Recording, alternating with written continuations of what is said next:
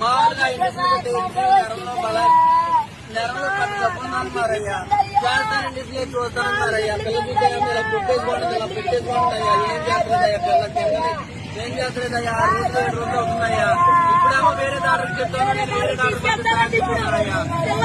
వచ్చేసింది లేకటానికి వచ్చి లేదు. గ్యాస్ కూడా బట్టలు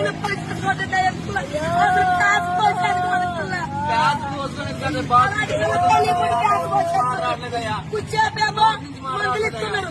2 నిమిషాలు వేసి నిలబెట్టి ఏరియా చూస్తున్నారు. వాళ్ళు వెళ్ళిపోతున్నారు. తెలుసా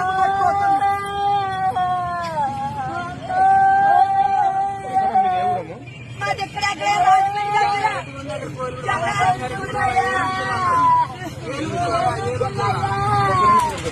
నిమిషాలు వేసి నిలబెట్టి పుట్టోలు తీసుకుంటున్నారయ్యా. ఏం చేయాలయ్యా? ఆ పెద్ద పరిస్థితి చూస్తే పాపకి ఎన్ని సంవత్సరాలు? 14 సంవత్సరాలయ్యా.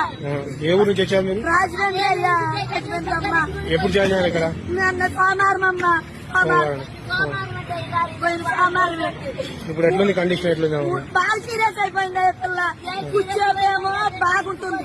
ఎందుకంటే ఇంగ్లీష్ నాలు ఎత్తున్నారు వాళ్ళు. కూర్చోపు పొద్దున్న నేరం గారు వచ్చారు. రాత్రి ఉలుపు లేదు పలుకు లేదు పిల్లకి. దర్శకొని మా పాస్టర్ గారు ఫోన్ చేసి కాకేశాను. చూస్తానన్నారండి.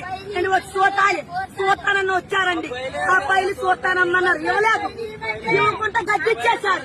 ఆ డాక్టర్ గారు వచ్చి నేరం గారు ఒకరు ఉన్నారు.